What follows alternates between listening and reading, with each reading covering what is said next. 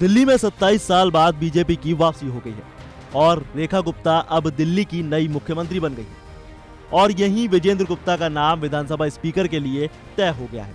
यह बड़ा ही दिलचस्प है क्योंकि जब दिल्ली में आम आदमी पार्टी की सरकार थी तो उस वक्त कुछ ऐसी तस्वीरें सामने आई थी जब सरकार का विरोध करने पर विजेंद्र गुप्ता सदन से बाहर निकाल दिए गए थे, वो भी भरी महफिल में अपमान के साथ। और कई बार तो मार्शलों ने कंधों पर उठाकर उन्हें सदन से बाहर कर दिया था। विजेंद्र गुप्ता को एक नहीं बल्कि कई बार सदन से बाहर निकाला गया है और 2015 में आम आदमी पार्टी की लहर में बीजेपी को दिल्ली में महज 3 सीटें ही मिली थी, जिसके बाद बीजेपी ने विपक्ष की भूमिका निभाने में कोई कसर नहीं छोड़ी। बता दें कि विजेंद्र गुप्ता तब विधायक थे और वो मुद्दे उठाने का काम करते थे। वही वक्त था साल 2019 का। प्याज के दाम आसमान छू रहे थे और इसे लेकर सदन में चर्चा होनी थी, लेकिन बीजेपी के विधायकों की मांग को विधानसभा अध्यक्ष रामनिवास गोयल ने खारिज कर दिया। मांग खारिज होने के बाद भी वो अपनी मांग पर अड़े रहे और इसी वजह से उस वक्त विजेंद्र गुप्ता को मार्शलों की मदद से सदन से बाहर करवा दिया गया था। इसके बाद पार्टी के दूसरे मेंबर्स भी वॉकआउट कर गए। इससे पहले भी साल 2017 में विधानसभा में विपक्ष के नेता विजेंद्र गुप्ता कथित जमीन घोटाले के दस्तावेज लेकर पहुंचे थे और वो सदन में उस पर बहस की मांग कर रहे थे, लेकिन विधानसभा अध्यक्ष ने इसकी इजाजत नहीं दी। इसके बाद बीजेपी का स्थगन प्रस्ताव भी खारिज कर दिया गया।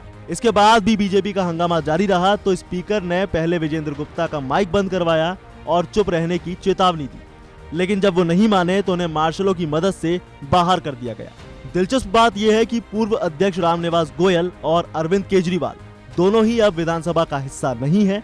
विजेंद्र गुप्ता ने 2015 और 2020 में केजरीवाल लहर के बीच जीत हासिल की थी, मगर आज भाजपा की लहर के सामने आपके दोनों नेता हार गए। इसी तरह वही विजेंद्र गुप्ता अब सदन की कार्रवाई की अध्यक्षता करेंगे, जिन्हें एक बार घसीटकर बाहर निकाल दिया गया था।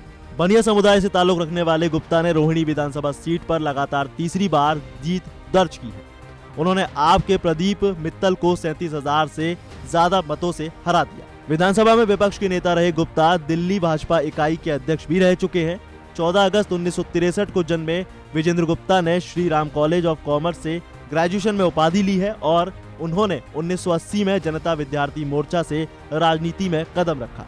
इसके बाद वो 1995 में भाजपा के युवा शाखा के अध्यक्ष बने। गुप्ता को पहली बार 1997 में चुनावी सफलता मिली जब वो दिल्ली नगर निगम यानी एमसीडी में पार्षद बने। हालांकि उन्हें अपने पहले लोकसभा चुनाव की हार का सामना करना पड़ा। 2009 में चांदनी चौक से कांग्रेस के कपिल सिब्बल से हार गए। 4 साल बाद उन्हें 2013 के दिल्ली विधानसभा चुनावों में अरविंद केजरीवाल ने हरा दिया। हालांकि व्यापारी समुदाय के बीच प्रभाव रखने वाले गुप्ता ने 2015 में रोहिणी सीट जीतकर वापसी की। उस साल वो भाजपा के 3 विजयी उम्मीदवारों में से एक थे। उन्होंने 2020 और 2025 में सीट बरकरार रखी और अब विधानसभा अध्यक्ष के रूप में अपने राजनीतिक जीवन में एक और यात्रा शुरू करने के लिए तैयार। बता दें कि 2015 में लगातार विपक्ष में बैठकर आम आदमी पार्टी के खिलाफ आवाज उठाने वाले विजेंद्र गुप्ता अब स्पीकर की कुर्सी पर विराजेंगे, जिस कुर्सी से उन्हें सदन ने बाहर निकाल दिया था। अब वो उसी कुर्सी पर काबिज होंगे। अपना नाम फाइनल होने के बाद विजेंद्र गुप्ता ने कहा है कि वो सबसे पहले वो कैग रिपोर्ट सदन में पेश करूंगा, जिन्हें पिछली आम आदमी पार्टी सरकार ने लंबित रखा है। तो अब देखने वाली बात होगी कि विजेंद्र गुप्ता अब क्या नए कदम उठाते हैं, ये देखना काफी दिलचस्प होगा। फिलहाल इस खबर में बस इतना ही। ज्यादा जानकारी के लिए बने रहिए वन इंडिया हिंदी के साथ और वीडियो को लाइक शेयर और कमेंट करना ना भूलें।